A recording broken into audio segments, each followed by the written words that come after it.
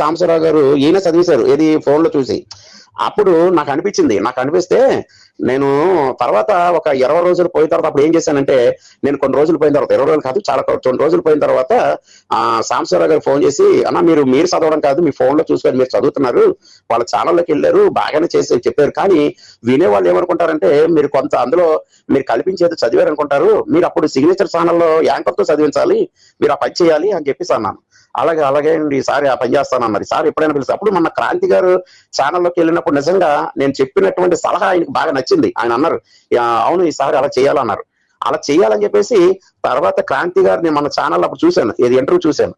నిజంగా క్రాంతి గారితో చదివించారు. అప్పుడు కొన్ని లక్షల మంది చూస్తున్నారు, హైందవ సహోదరులు అందరూ మతోన్మాదులు చూస్తా ఉంటే అప్పుడు ఆ మాటలు వాళ్ళకి రీచ్ అవుతాయి అనమాట బాగా. అది ఈ గ్రంథాల్లో చదివి వినిపించినప్పుడు ఇంకా అనేకం ఏదైనా సరే యాంకర్ తో చదివిస్తే వాళ్ళతోటి, ఎందుకంటే వాళ్ళు హైందవ సహోదరులు కాబట్టి యాంకర్స్ కూడా వాళ్ళు చదివితేనే వినే వాళ్ళకి అర్థమవుతుంది కాబట్టి, అవును మన గ్రంథాల్లో ఇలాగుందా అని చెప్పేసి అప్పుడు వాళ్ళకి అర్థమవుతుంది.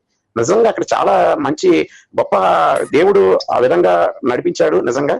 నెక్స్ట్ ఈసారి ఎప్పుడైనా సరే ఏ ఛానల్కి వెళ్ళినా సాంబశివరావు గారు ఏంటంటే వాళ్ళతో చదివిస్తే బాగుంటది. మీరు అదే ఏదైనా సరే ఇంకా నెక్స్ట్ ఛానల్లో ఎవరికైనా ఇంటర్వ్యూ ఇచ్చినప్పుడు పెద్ద ఛానల్కి అప్పుడు కూడా మరి సాంబశివరావు గారు ఏం చేయాలంటే యాంకర్ తో చదివించాలి. ఆ బుక్స్ పట్టుకెళ్ళి, లేకపోతే ఫోన్ లో తీసి చూపించి వారికి, లేకపోతే వాళ్ళకి సెండ్ చేసి వాళ్ళ ఫోన్ కి సెండ్ చేసి చదవమని చెప్పాలి. అప్పుడు ఆ గ్రంథాలు ఏముందో వాళ్ళకి అర్థమవుతుంది అనమాట అండి. ఈ రోజు వాళ్ళ గ్రంథాలు ఏముందో వాళ్ళకి తెలియలేదు. అందుకే తెలిస్తే ఎవరు కూడా ఒక 5 నిమిషాలు వాళ్ళ గ్రంథాల్లో ఉన్నది, సాంబశివరావు గారు రాసిన 2 పుస్తకాల్లో ఉన్నది వాళ్ళ గ్రంథాల్లో అంతా కూడా చూసినట్లయితే ఎవరు కూడా నిజంగా అయితే నాకు తెలుస్తున్నంత మట్టికి అందులో ఉండరండి. వాళ్ళు విడిచిపెట్టేస్తారనమాట.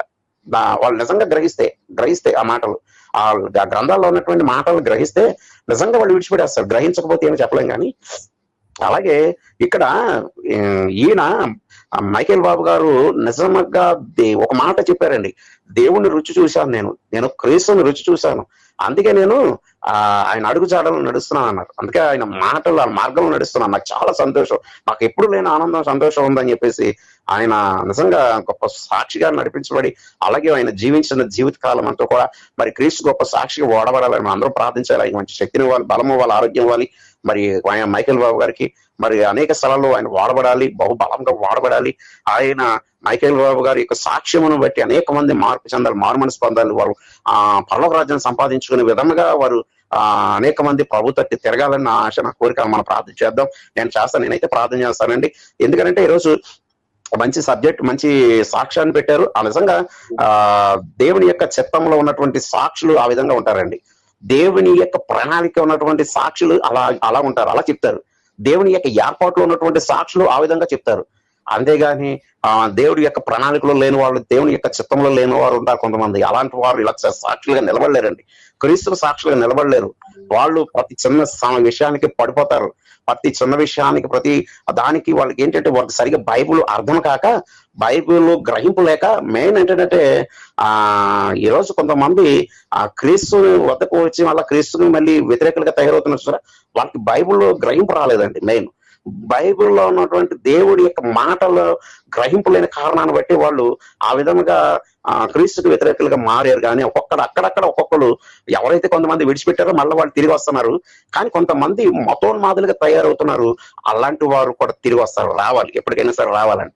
రాకపోతే ఇంకా దేవుడు ఊరుకోడు కదా, వస్తారు రావాలి. అలాంటి వారు అందరూ కూడా రావాలని ప్రార్థన చేయాలి మనం కూడా. కనుక ఇక్కడ నాకైతే కొంత ఆయన గురించి ఇంకా పూర్తిగా సాక్ష్యం వెళ్ళలేదు కనుక నేను ఎక్కువ చెప్పలేకపోతున్నాను కనుక చిన్న విషయం కొద్దిగా ఒక 5 నిమిషాలు 10 నిమిషాలు చెప్దాం అనుకున్నాను. మరి యజ్రాన్న మీరు ఇచ్చిన సమయాన్ని బట్టి మీకు వందనాలు. మరి మాట్లాడండి యజ్రాన్న, మరి ఆనందన్న మీరు మాట్లాడండి. ఇంకెవరైనా వచ్చి ఉంటే వారు కూడా మాట్లాడండి. నేను ముగిస్తున్నాను. మనందరం ప్రార్థన చేయాలి ఆయన గురించి. అందరికి వందనాలు. మాట్లాడండి అన్న యజ్రాన్న, మాట్లాడండి. ఎవరైనా ఉంటే మాట్లాడమనండి. సీసీ గారు వందనాలండి, మాట్లాడండి సీసీ గారు. సీసీ గారు వచ్చారు. సీసీ గారు వందనాలండి. చాలా కాలం అయిందండి. అవునండి, మిమ్మల్ని చూసే వచ్చానండి ఇప్పుడు మళ్ళా చూసి. ఎందుకంటే మీరు యజ్రాబాబు గారు లేరు కదా, మీరు వేరే వాళ్ళు ఎవరు లేరని మాట్లాడుతున్నారేమో, నేను ఒక 2 పదాలు అందిద్దామని వచ్చాను సార్. లేదా మీరు వస్తే నేను ఇంకా డ్రాప్ అయిపోతానండి, ఇంకా అందులో డౌట్ లేదు. అదేం లేదు, కాకపోతే నేను వస్తే కంపల్సరీ మీరు వచ్చారు. లేదండి, ఇప్పుడు యజ్రాబాబు గారు రావటమే నిన్నే వచ్చారు ఛానల్ కి. ఒకసారి చూశాను, నిద్ర కొంచెం పడుకుంటా ముందు ఒకసారి చూస్తే కనిపించారు మీరు. పలకరిద్దామని వచ్చానండి ఆనంద్ గారు మిమ్మల్ని. అయితే ఒక చిన్న విషయం కూడా నేను చెప్తాను యోహాన్ గారు, ఒక చిన్న విషయం చెప్తాను వచ్చాను. ఈ మైకేల్ బాబు అనే వ్యక్తి రాజశేఖర రెడ్డి గారు వాళ్ళ నాన్నకి మేనలుడండి. ఓకే. అంటే ఇతను క్రిస్టియానిటీలోనే ఉన్నాడు రాజారెడ్డి కుటుంబంతో పాటుగా. అవునండి.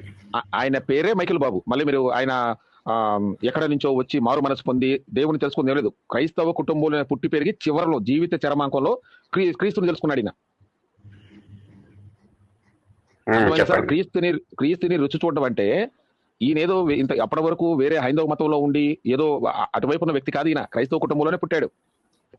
కాదండి, మొట్టమొదటి నుంచి క్రీస్తుని అంగీకరించిన వ్యక్తి కాదండి. తర్వాత ఆయన మనం చెప్పిన సాక్ష్యాన్ని బట్టి అది సిసి గారు, క్రైస్తవ కుటుంబంలో పుట్టిన వాళ్ళందరూ క్రైస్తవులు కాదు, హైందవుల కుటుంబంలో పుట్టిన వాళ్ళందరూ హైందవులు కాదు, ముస్లింల కుటుంబంలో పుట్టిన వాళ్ళు ముస్లింలు కాదు. కానీ ఆ సత్యాన్ని వెతికి దాన్ని తెలుసుకుని దాంతో ఎప్పుడు కనెక్ట్ అవుతారో, ఆ కనెక్షన్ తెలుసుకుంటారో అప్పుడే క్రైస్తవ అంటే ఎవరైనా అవుతారు. అలాగా ఆయన క్రైస్తవ కుటుంబంలో పుట్టాడు కానీ క్రైస్తవమే తెలియదు ఆయనకి. ఆనంద్ గారు ఇక్కడ నేను చెప్పే పాయింట్ ఏంటంటే, హైదరాబాద్ గారు లాగా హైందవంలో ఉంటూ లేక మీలాగా హైందవంలో ఉంటూ ఇతర దేవీ దేవతల్ని పూజిస్తూనో అనుసరించే తర్వాత క్రీస్తు రుచి చూడలేదు. చాలా తేడా ఉంది. దానికి ఈయన క్రైస్తవ కుటుంబంలో పుట్టి పుట్టి పుట్టి పుట్టి పుట్టి పుట్టి అంగీకరించి క్రైస్తవ రావడం చాలా తేడా ఉంది. రెండు వేరు వేరు. చెప్పండి మీరు ఏం చెప్పాలనుకుంటున్నారు. అదే యోహాన్ గారు ఇందాక నుంచి మాట్లాడుతున్నప్పుడు ఇతర గ్రంథాలలో అవి సాంబశివరావు గారు రాసిన చదివితే తెలుసుకుంటే వాళ్ళు ఉండరు అనే మాట అప్రస్తుతం. హైదరాబాబు గారి ఛానల్కి మనకి ఇక్కడ అప్రస్తుతం. అది మనము హైదరాబాబు గారు ఏం చెప్తారు, క్రీస్తు కొరకు బైబిల్ కోసం ప్రకటిస్తామంటున్నప్పుడు ఇతర గ్రంథాల్లో ఉన్న వాళ్ళకి వాళ్ళు తెలుసుకుంటే ఉండరు, సాంబశివరావు పుస్తకాలు చదివితే ఉండరు అనే మాట కరెక్ట్ కాదేమో అని. అంటే సబ్జెక్ట్ కి మీ ఛానల్ కి సంబంధం లేని అంశం ఇది. ఎట్టి పరిస్థితుల్లో సువార్త కాదు, కానేరదు. బైబిల్ని ప్రకటించండి, బైబిల్లో ఉన్నవి చెప్పండి, అంతవరకు మాత్రమే పరిమితం అయితే బాగుంటుంది ఈ సమాజంలో. ఇతర గ్రంథాల జోలికి ఇప్పుడు గొడవలు మొత్తం మొదలవుతుంది అక్కడే కదా. అటు వర్గం వాళ్ళు చేస్తున్నారు అంటే వాళ్ళు చేస్తున్నారు. ఇప్పుడు వాళ్ళకి మీకు తేడా మీకంటే క్రైస్తవుల్లో ఉండి సేవకులుగా ఉన్న మీకు వాళ్ళకి తేడాలు ఏంటి? సాంబశివరావు సేవకుడు కాదు, సాంబశివరావు పని సాంబశివరావు చేసుకోనివ్వండి. సాంబశివరావు పని అతని ఉదాహరణలు ఇప్పుడు క్రీస్తుగా సేవకులుగా ఉన్న మీకు అనవసరం కదా. ఆయన చెప్పింది ఏంటంటే, యోహాన్ గారు చెప్పింది ఏంటంటే, ఉన్న విషయాలని కొన్ని చదివించారు, దానివల్ల కొంతమంది అయినా సత్యం తెలుసుకోవడానికి ఒక అవకాశం ఉంటది కదా. అంటే ప్రతి మనిషి కూడా పుట్టుకతో వచ్చిన ధర్మమే నా ధర్మం అనుకుంటున్నాడు, అలా కాదు కదా. ప్రతి ఒక్కడు దేంట్లో పుట్టినా సరే సత్యాన్ని వెతకాలి, నిజాన్ని వెతకాలి కదా. వెతకడానికి ఉపయోగపడటానికి సాంబశివరావు గారి వరకు ఉపయోగపడి ఉండొచ్చు అన్నది నేను చెప్తాను సార్, నాకు కూడా అవకాశం ఉంది. కానీ మీరు చెప్పిన తర్వాత నేను దానికి ఏదో చెప్పాలి కదా. కానే కాదు, అది క్రీస్తే చెప్పాడు, నేనే సత్యము జీవమును మార్గమును, క్రీస్తే సత్యము. వేరే పుస్తకాలు ఉన్న సత్యాలు, సాంబశివరావు రాసిన సత్యాలు తెలియాల్సిన పని లేదండి ఒక క్రైస్తవుడికి. క్రీస్తు సువార్తను ప్రకటించాలంటే బైబిల్లో ప్రకటిస్తే సరిపోతుంది, క్రీస్తుని ప్రకటిస్తే సరిపోతుంది. సాంబశివరావు పుస్తకాలు ఎప్పటికీ కానే కావు, ఇంకొకరి పుస్తకాలు ఎప్పటికీ కానే కారవు. నేను చెప్పింది ఒకసారి మీరు అర్థం చేసుకున్నారా సిసి గారు? ఎలాగంటే క్రాంతి గారు ఇంటర్వ్యూ చేశారు ఎవరిని, మైకేల్ బాబు గారిని. అందులో చాలా సంతోషకరమైన విషయం ఏంటంటే, నేను క్రీస్తుని రుచి చూశాను, అప్పటి నుంచి నాకు అన్ని విడిచిపెట్టేశాను, నాకు అంతకు ముందు క్రీస్తుని రుచి చూడలేదు, నాకు గనుక నేను ఎన్నో చేశాను, భయంకరమైన పాపాలు చేశాను, అవి చేశాను, ఈ చేశాను, అన్ని చేశాను, నేను క్రీస్తుని తెలుసుకొని క్రీస్తుని రుచి చూసిన తర్వాత నేను అన్ని విడిచిపెట్టాను, నాకు అదే ఆనందం సంతోషం అని క్రాంతి గారి ఛానల్లో ఏం చెప్పారు. ఆ మాటలు అనేక మంది హైందవ సహోదరులు మాతోన్మాదులు విన్నారు. నేను అదే చెప్పాను, మీరు పూర్తిగా వినలేదు. అది ఈయన సాక్ష్యాన్ని బట్టి అనేక మంది ప్రభు తట్టు తిరిగిన వారు, ఒకవేళ ప్రభు తట్టు తిరిగినా తిరగకపోయినా వారు తెలుసుకున్నారు. ఆయన సాక్ష్యాన్ని అనేక మందికి తెలుసుకున్నారు. అలాగే అలాంటి సాక్ష్యాలను అనేక మందిని తీసుకొచ్చి క్రాంతి గారు చెయ్యాలని చెప్పాను. ఇంకొక విషయం ఏంటంటే సాంబశివరావు గారు మీరు ఫస్ట్ దీన్ని క్లియర్ చేస్తాను. ఆగండి సార్, పాయింట్ వెళ్దాం. మీరు పావు గంట మాట్లాడితే కథ. మీరు చెప్పింది ఏంటంటే ఆయన విడిచిపెట్టారంటే మటలు చేయటం, బాంబులు వేయటం, మందు తాగటం, సిగరెట్ తాగటం.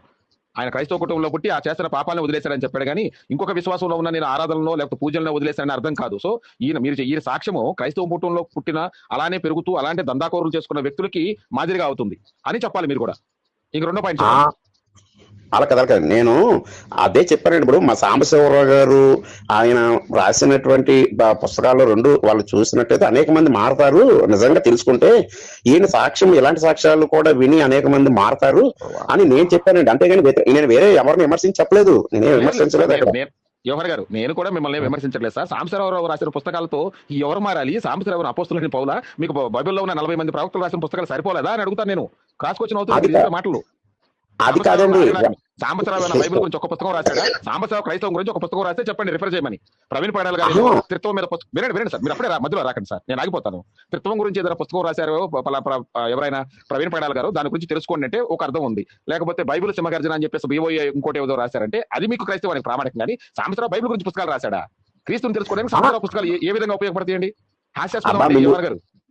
మీరు అసలు ఏం క్రాస్ చేశారు? నేను మాట్లాడిన మాటలు మీరు వచ్చేసాను అన్నారు. నా మాటలని నేను ఎప్పుడు మాట్లాడినా మీరు వచ్చేస్తారు. మంచి నిద్రలో అర్ధరాత్రి పని పడుకున్నా సరే నిద్రలో లేచి వచ్చేస్తారు నేను మాట్లాడానంటే. ఎందుకంటే నేనంటే బాగా మీకు కోపం ఎక్కువ. అంటే కొంచెం ఒకసారి నా మాట ఏంటంటే పూర్తిగా, ఎందుకంటే సిసి గారు మీరు సరిగ్గా నేను చెప్పింది విన్నారో లేదో, సాంబశివరావు గారు చెప్పిన మాటలను బట్టి అయితే వాళ్ళ గ్రంథాల్లో ఏముందో వారికి తెలియదు కనుక అదే క్రాంతి గారి చేత చదివించారు. ఆ చదివించిన దాన్ని బట్టి వాళ్ళ కొన్ని లక్షల మంది ఉన్నారు. అదే ఇక్కడ ఈ మైకేల్ బాబు గారు చెప్పిన సాక్ష్యం కూడా కొన్ని లక్షల మంది ఉన్నారు. మరి ఎంతమంది మారారో, ఎంతమంది మార్పు చెందారో లేదో నాకు తెలియదు. కనుక మనం అయితే మనం ప్రార్థన చేయడం, ఆయన గురించి ప్రార్థన చేయడం అని చెప్పాను. ఈ లోపల మీరు వచ్చారు అంతే. అక్కడ జరిగింది. నేనేం తప్పుగా అక్కడ మాట్లాడలేదండి. ఆ గ్రంథాలలో ఏముందో వారికి తెలియదు. అందుకే సాంబశివరావు గారు క్రాంతి గారితో చెప్పారు, చదివించారు. నేను కూడా సలహా ఇచ్చాను సాంబశివరావు గారికి, మీరు వెళ్ళి సిగ్నేచర్ స్టూడియోలో ఆ రోజు చదివితే బాగుండండి, ఆ యాంకర్తో చదివించాలి. మీరు చదివేశారు, అది నేను చూశాను కానీ నాకు నచ్చలేదు. అలాగా మీరు ఎప్పుడైనా సరే మీరు వారితో చదివించండి. అప్పుడు హైందవ సహోదరులు మతోన్మాదులు వింటారు, వాళ్ళకి తెలుస్తుంది. వాళ్ళు అప్పుడు మా గ్రంథాలు ఇది ఉన్నదన్న విషయం వాళ్ళకి అర్థమవుతుంది. అప్పుడు వాళ్ళలో ఏదైనా మార్పు కలిగితే కలగొచ్చు, లేకపోవచ్చు. తర్వాత సంగతి దేవుడు చూసుకుంటాడు అన్నానండి. ఇది మైకేల్ బాబు గారి సాక్ష్యం. కొన్ని లక్షల మంది ఉన్నారండి. ఎవరు? హైందవ సహోదరులు ఉన్నారు, మతోన్మాదులు ఉన్నారు. మరి వాళ్ళు అన్న మీరు చెప్పిందే చెప్తారన్న. మీకు నాకు ప్రాబ్లం ఏంటంటే చెప్పిందే చెప్తూ పులి స్టాప్ పెట్టరు. మీరు ఇప్పుడు 4 సార్లు చెప్పారు. నేను నా మాట అయిపోయింది సార్. మీరు చెప్పిందే చెప్తున్నారన్నా, చెప్పిందే చెప్తున్నారు మీరు. ఇప్పుడు హైందవ సోదరులు మతోన్మాదులు అంటున్నారు. నేను మాట్లాడు ఒక నిమిషం ఆనందన్న, ఇది ఒక పాయింట్ ఆయన చెప్తాను. మీరే మాట్లాడతారని మమ్మల్ని మాట్లాడినారు. అది ఒక నిమిషం గారు, ఆయనకి ఏదైతే తెలుసో అది మాట్లాడారు. ఆయనకి ఉన్న ఆలోచన బయట పెట్టారు. ఇప్పుడు మీరేం చెప్పాలనుకుంటారు చెప్పండి, ఏముంది దానికి? ఏముంది మీ ఆలోచన కూడా చెప్పండి. నా ఆలోచన ఏం లేదండి. ఇప్పుడు జరుగుతున్న దాంట్లోనే తప్పు ఉందని చెప్పడమే నా ఆలోచన. సాంబశివరావు గారు రాసిన పుస్తకాలు తెలుసుకుని క్రీస్తులోకి రావడం అంటే మూర్ఖత్వం, హాస్యాస్పదం. క్రీస్తుని ప్రకటించి, క్రీస్తు బైబిల్ 66 పుస్తకాలను ప్రకటించి క్రీస్తుని తేలాకపోయారా? మళ్ళీ మీరు అక్కడ పొరపడుతున్నారు. నేను క్రీస్తులోకి వస్తారని చెప్పలేదండి. సాంబశివరావు గారి పుస్తకాల వల్ల క్రీస్తులోకి వస్తారని నేను చెప్పలేదు. అలా గ్రంథాలు ఏముందో వాళ్ళకి తెలియదా, తెలియపరిచారు అని చెప్పారు అంతే అండి. అదండి.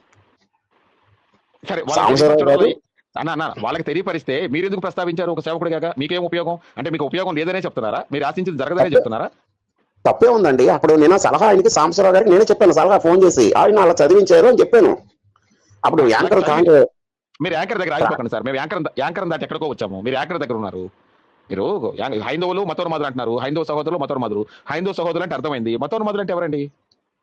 మతోన్మాదులు అంటే మీకు ఇంకా పేరు చెప్పమంటారా, లేకపోతే ఏంటి? చెప్పేమంటే చెప్పేస్తాను పేరు కూడా. కరుణాకరు, లలితగాడు, ఎవరు రాధా మనోహరు, వీళ్ళు ప్రవీణ్ గారు, వీళ్ళు ఉన్నారు చూసారు కొంతమంది. వీళ్ళు మత గొడవలు పెట్టి మత చిచ్చు పెట్టేవాళ్ళు, వీళ్ళు మతోన్మాదులు అంటారు. హైందవ సహోదరులు అందరూ కూడా ఎవరి పనాలు చేసుకుంటారండి, ఎవరి పనాలు చూసుకుంటారు. అడిగిన దానికి ఆన్సర్ మీరు నాకు అవకాశం ఇవ్వట్లేదు. అది కదన్నా, ఆయన ఏదో చెప్పాడు. నేను ఇప్పుడు 4 పేర్లు చెప్తాను. Honey Johnson, AKWC Anil Kumar, వీళ్ళు ఎవరండి? వీళ్ళు మతోన్మాదులు కాదా? వాళ్ళు మతోన్మాదులు ఎందుకు అవుతారండి? వాళ్ళు బైబిల్ విమర్శించారని వాళ్ళు కౌంటర్ ఇచ్చారు అంతే. ఒక నిమిషం ఇప్పుడు నేను కథను కొట్టాను, ఆగనాగండి. నేను వెళ్ళి మీ ఇంట్లో ఒకరిని చంపాను, నేను మర్డరిస్ట్ ని. మీరు వచ్చి మా ఇంట్లో ఒకరిని చంపారు, నేను చంపాను కాబట్టి మీరు కూడా మర్డరిస్ట్ అవుతారా? లేకపోతే వాడు చంపాడు కాబట్టి నేను చంపాను, మిమ్మల్ని మర్డరిస్ట్ అనరా? ఏమంటే ఇప్పుడు మీరు నాతో గొడవ పెట్టుకోవడానికి వస్తారు. నాకు తెలిసి మంచి నిద్రలో ఉన్నా సరే నేను వచ్చానంటే నేను నాతో గొడవ పెట్టుకోవడానికి వస్తారు. నేను అదే ఎదురానకతో చెప్పాను. సీసీ గారు వచ్చినప్పుడు నన్ను కాకేయకండి అని చెప్పాను ఎదురానతో 2-3 సార్లు. అన్న మీరు సీసీ గారు మీరు నాతో గొడవ పెట్టుకోకండి, ఏదైనా ఉంటే మంచిగా మాట్లాడండి. మంచిగా అంటే నేను మాట్లాడిన మాటలు మీకు తప్పు అనిపించింది అని మీరు అనిపిస్తే, మీరు అలా భావిస్తే నేనేం చెప్పలేను. ఏంటంటే మీరు ప్రతిదానికి నేను ఎప్పుడు మాట్లాడినా మీరు నాతో డిస్కషన్ చేస్తారు సరే, గొడవ పెట్టుకోవడం టైప్లో మాట్లాడతారు. అది కరెక్ట్ కాదు. మీకు నేను మాట్లాడండి, అలాగే ఎవరితో మాట్లాడను. ఏమొద్దు. ఎదురన్నా నేను ఎన్నోసార్లు చెప్పాను మీకు, సీసీ గారు వచ్చినప్పుడు నేను రానండి అని కూడా చెప్పాను. మీరు ఏమైనా ఉంటే ఆనందాన్ని మీరు మాట్లాడుకోండి. ఓకే అండి, మీరు పులి స్టాప్ పెడితే నేను ఆనందన్న మీరు చెప్పండి అన్న, మీరు నేను మాట్లాడుకున్నాం. చెప్పండి అన్న. ఇది యోహాన్ గారు మాట్లాడాలి. కారణం ఏంటంటే బాంబులు పట్టిన చెయ్యి బైబిల్ పడిన క్రిస్టియన్ ఛానల్లో క్రిస్టియన్ గురించి మాట్లాడుకున్నాం కాబట్టి ఇప్పుడు సీసీ గారు వస్తే మీరు మాట్లాడకూడదు కాదు, మాట్లాడాలి. ఇవాళ ఇంపార్టెన్స్ యోహాన్ గారిది, సీసీ గారిది చూసి వచ్చాడు కొన్ని క్వశ్చన్ అడగడానికి. మిమ్మల్ని మేము అంతేనన్నా ఇన్వైట్ చేసాం యోహాన్ గారిని. కాబట్టి సీసీ గారు ఈ రోజు కొంచెం మీరు ఆగితే సంతోషం అని నేను ఆశిస్తున్నాను. మేము వెళ్ళిపోతామన్నా, మేము వెళ్ళిపోతాం. ఇప్పుడు యోహాన్ గారు వెళ్ళిపోయిన తర్వాత అవకాశం ఇవ్వండి, ప్రాబ్లం లేదండి. యోహాన్ గారు వెళ్ళిపోయిన తర్వాత యోహాన్ గారు చెప్పిన దాని మీద అభిప్రాయాలు ప్రశ్నలు ఉంటాయి కదా, అప్పుడు పిలవండి, ఆయన పంపించేసి నన్ను, అప్పుడు వస్తాను. నేను రాబోయిపోయానండి, నేను రాబోయిపోయాను, నేను మాట్లాడినా, మీరు మాట్లాడట్లేదు, నేను పడుకుంటున్నాను, మీరు మాట్లాడుకోండి. ఇప్పుడు ఇక్కడ హేళన ఏమైనా జరిగిందా అండి ఆనంద్ గారు? హేళన ఏమైనా జరిగిందా, లేకపోతే దుర్భాష ఏమైనా జరిగిందా? లాజిక్ అంతే. మీరు సిసి గారు ఓ పని చేయండి, సాక్ష్యం గురించి మాట్లాడతాం కాబట్టి ఇప్పుడు మీరు అయిపోయింది, ఏదన్నా మీకు ఏదన్నా కొంచెం అనుమానం ఉంది దాన్ని క్లియర్ చేస్తున్నారు కాబట్టి ఇప్పుడు ఆయన సాక్ష్యం గురించి మీరు కొంచెం వివరణ ఇవ్వండి. లేదండి, ఆయన సాక్ష్యం నేను చూశాను, దేవుడు తెలుసుకున్నాడు. అంతకుముందు ఉన్న తన దగ్గర ఏవైతే ఏదో ఈ లోకంలో తిరుగుతున్న వ్యక్తి, ఈ లోకం నుంచి మానుకున్నాను, వదిలేశాను, నేను దేవుని నమ్ముకున్నాను, ఇక ఈ జీవితం క్రీస్తు సేవలో ఉంటానని చెప్తున్నాడు. వెల్ గుడ్ అండి. దాంట్లో ఆయన గురించి ఏమన్నా మీకు ఐడియా ఉందా? అంటే ఆయన అంటే మేము ఇప్పుడు దగ్గర లేము, మేము కొంచెం దూరంగా ఉన్నాము, సాక్ష్యం మాత్రమే మాకు తెలుసు. మీరు ఏమన్నా దగ్గరగా ఏదైనా కొన్ని ఆయన అనుభవాలు కానీ ఆయన జీవిత లేదు సార్, లేదు, నాకు అసలు ఏం తెలియదండి. నేను కూడా మీలాగే యూట్యూబ్ లో చూసినామండి, అంతే. ఓకే ఓకే, అయితే యూట్యూబ్ లో చూసిన వరకు అయితే చాలా గుడ్ అనిపించింది. ఆయనలో ఏదైతే ఆ ప్రశాంతత ఉందో అవన్నీ బాగా అనిపించినాయి, అవే మాట్లాడామండి మాకు తెలిసిన వరకు. ఒకవేళ ఏదైనా అంతేనండి, ఈ ప్రపంచంలో అపోస్తులుడైన పౌలు గారి కంటే పెద్ద సాక్ష్యం ఎవరికి కావాలి సార్? అపోస్తులైన పౌలు గారు చేసిన విషయాలతో పోలిసి ఇతను ఏమాత్రం అనేది నా ఫీలింగ్. సో ఇలాంటి కొత్త సాక్ష్యాలు అవసరం లేదు. అపోస్తులైన పౌలు గారి జీవితం తెలిస్తే చాలు. ఇలాంటి వాళ్ళు వేల కోట్ల మంది మారిపోయినా కూడా పెద్ద లెక్క కాదు మనకి. అయితే సిసి గారు ఇక్కడ ఒక విషయం ఏంటంటే అండి, అపోస్తులైన పౌలు గారి గురించి క్రైస్తవులు నమ్ముతారు. ఇప్పుడు ఇట్లాంటి వాళ్ళు మాట్లాడడం వల్ల ఏమవుతుందంటే కొంతమంది దేవుని తెలియని వాళ్ళకి ఇట్లాంటి జీవితాలు కూడా మారుతాయా అన్న ఒక ఆలోచన వస్తుంది కదా అన్న ఉద్దేశంతో, అంతేగాని అదేనండి, నేను ఏమంటున్నానంటే బైబిల్ తెలిసిన మనం కాబట్టి అపోస్తుల పౌలు ఉదాహరణ చెప్పాను. తెలియని వాళ్ళకి కళ్ళ ముందు కనిపించే వాళ్ళ ఉదాహరణలు తెలుస్తాయి. దీంట్లో తప్పే. హైదరాబాద్ గారి సాక్ష్యం తక్కువ అండి? హైదరాబాద్ గారు మాత్రం తక్కువ అంటారా? ఆయన సాక్ష్యం కూడా ఉందండి. సో ఇక ఈ లోకంలో జరిగేవన్నిటి కూడా సాక్ష్యాలు చెప్పుకుంటారు. ఇదైతే కనుక ఈయన పెద్ద డాన్ అండి, ఆ విషయం అయితే కొంచెం క్లారిటీగా అందరికి తెలుసు. సో ఇలాంటి డాన్లే మారతారా, దీనికి కూడా క్వశ్చన్ మార్క్ ఉంది. డానులు సైతం మారారు అంటాం వేరు, అంటే అందరూ ఈ డాన్లే మారతారా అనే ఒక ప్రశ్న కూడా హైందవ సమాజం నుంచి ఎక్కువ వస్తూ ఉంటుంది. అంటే మర్డరిస్టులు, రేపిస్టులు చేస్తే కానీ యేసుక్రీస్తు కనపడరా? యేసుక్రీస్తు అలాంటి వాళ్ళని మారతారా? అంటే వాళ్ళు చేసిన పాపాలను క్షమించినట్టేనా? ఈయన ఎంతమందిని చంపాడు, వాళ్ళందరూ అమాయకుల సంగతి ఏంటి? ఇలాంటి క్రాస్ క్వశ్చన్ చాలా ఉన్నాయండి. వాటికి ఆన్సర్ నా దగ్గరే తెలియదండి. అవన్నిటికి ఏమండి పుట్టించిన వాడు పోషించక మానడని, ఏదైతే నష్టపోయిన వాడికి నష్టపోయిన దానికి అంటే ఇప్పుడు అలా ప్రశ్నలు వేసుకుంటే చాలా ఉంటాయి కదా, చాలా ప్రశ్నలు వస్తాయి, ప్రశ్నకి ప్రశ్న చాలా ఉంటాయి. అయితే సిసి గారు ఇక్కడ చెప్పేది ఏంటంటే ఆ దుర్మార్గత కంటిన్యూ అవ్వకుండా బ్రేక్ పడిందా లేదా, ఆ చెడ్డతనం ఇంకా అనేకులకు నష్టం కలగజేయకుండా ఆఫ్ చేసాడా లేదా అన్నది మనం చూడాలి కదా.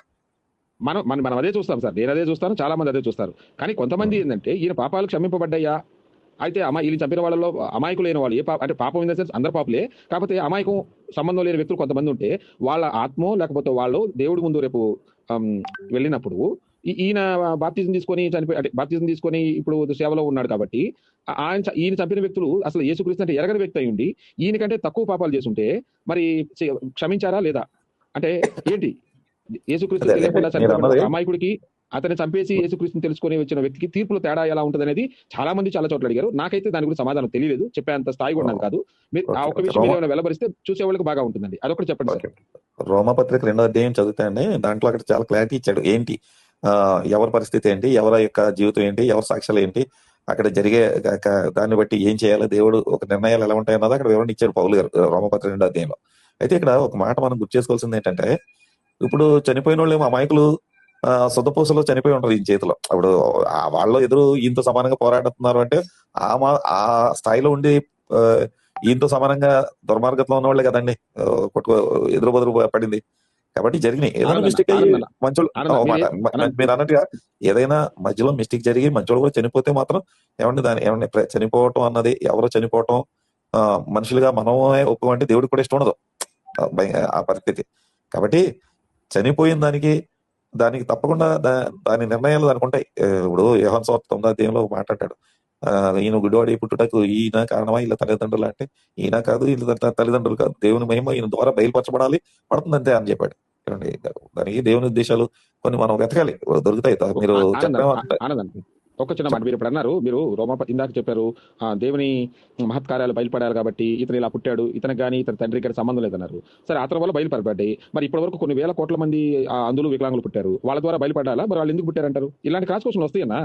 ఉన్నాయి ఉన్నాయి, అవి కూడా జరిగినాయి. అవి కూడా చూడండి, అన్ని బాగున్న వాళ్ళే కాళ్ళు చేతులు ముడుచుకుని ఇంట్లో పడుకుంటే అవయవాలు సరిలేని వాళ్ళు ఎంతో మంది తమ సాక్ష్యాలు బయటకు వచ్చి ఆ అవిటితనంతో దేవుడిని ప్రకటించే గొప్ప వ్యక్తులు ఉన్నారు. అది కూడా అది కాదు అన్న, మీరు చెప్పేది ఎగ్జాంపుల్ అట్లా ఉండకూడదు. ఏదన్నా మీరు స్టాండర్డ్ గా చెప్పినప్పుడు, ఇందాక వికలాంగుడు తీసుకుని వచ్చి దేవుడి మహిమ బయలుపరచడానికే ఈడు పుట్టాడు అనేది అతని ఊరికి మాత్రమే. అది మిగతా వాళ్ళకి మిగతా వాళ్ళ పరిస్థితి అన్నప్పుడు అవనట్లేదు. నేను అడిగేది అవ్వకుండానే నేను అడుగుతా కదా, నేను అడగాల్సి మీరు అడగండి. నేను అడుగుతున్నాను కదా, క్లారిటీ ఇవ్వనండి. ఒక్క వికలాంగుడు కూడా ఉండకుండా అందరూ కూడా దేవుడు మహిమలు బయలుపరచడానికి వచ్చినట్టు అందరూ మారి సాక్ష్యాలు చెప్పుకొని వస్తేనే వ్యాలిడ్. ఒక్కళ్ళు మిగిలినా కూడా మీరు చెప్పేది వ్యాలిడ్ అవ్వదు. అది మీ ఇష్టం, మీరు ఎట్లా తీసుకున్న పర్వాలా. అయితే ఒక విషయం ఏంటంటే, మా ఇష్టం కాదన్న, సమాజం విషయంలో మీరు చెప్పిన మాటకి అలా వెళ్ళిపోతుంది. అంటే అందుకనే ఎక్కడ ఉదాహరణలు ఎక్కడ ప్రతి చోట వాడకూడదు మన బైబిల్లో అవి. ఎందుకంటే అది అంతవరకు అనకూడదు. అదే ప్రాబ్లం బయట సమాజంలో ప్రశ్నలు ఇవ్వడానికి. ఆ విషయం తీసింది మీరు కదా. అంటే ఏమన్నారంటే, ఆయన చంపిన వ్యక్తుల్లో నష్టపోయిన వాళ్ళు ఉంటారు కదా, వాళ్ళ సంగతి ఏంటి అని అడుగుతున్నారు. మీరు అడిగారు కదా. నేను అది అడిగినప్పుడు మీరు ఎక్కడికో తీసుకెళ్ళింది మీరన్నా, అది చెప్పకుండా మీరు ఎక్కడికో వెళ్ళారు. అక్కడికి వచ్చిందా నేను అడిగితే మళ్ళీ ఇక్కడికి వచ్చేస్తున్నాను. కాదు, ఇప్పుడు ఏం చెప్పమంటారు? గుడ్డోళ్ళు, కుండోళ్ళు, నెడ్డోళ్ళు, సొట్టోళ్ళు ఎవరు పుట్టకూడదు, అందరూ మీలాగే పుట్టాలి అని దేవుడిని అడుగుతామా? లేదు లేదు, మీరు అక్కడ మన ఆన్సర్ ఏంటంటే మనకు తెలియదు అనాలి. మీరు ఏంటంటే ఏదో చెప్పాలని ట్రై చేస్తున్నారు. నేనేం చెప్పాను? ఇలాంటి వాటికి నా దగ్గర అయితే సమాధానం లేదు అని ఒక పదం వాడా. అలా వాడితే ఎవరికి క్లారిటీ, ఎవరికి ఇబ్బంది ఉండదు. మీరు కావట్లేదు. రోమపత్రిక 2వ అధ్యాయం చదవండి. ఒకసారి చదివిన తర్వాత చూడండి, అక్కడ కొంచెం స్లోగా ప్రతి విషయాన్ని అర్థం చేసుకుని చదవండి. అక్కడ ఉన్నాయి విషయాలు ఉన్నాయి, చెప్పాడు ఉంటాయండి. అయితే మన జ్ఞానానికి అందకపోవచ్చు అంతే. దాన్ని ఒకటి ఏంటంటే, నష్టపోయిన వాళ్ళు ఎప్పటికైనా పాప వాళ్ళ బాధని మనం తీర్చలేం, అది దేవుడే తీర్చాలి. ఏ రకంగా తీరుస్తాడో మనకు తెలియదు. అది మనుషులుగా కొంత ఏంటంటే, ఇప్పుడు ఈయన మైకేల్ గారు ఎంతమంది ఎవరికి నష్టం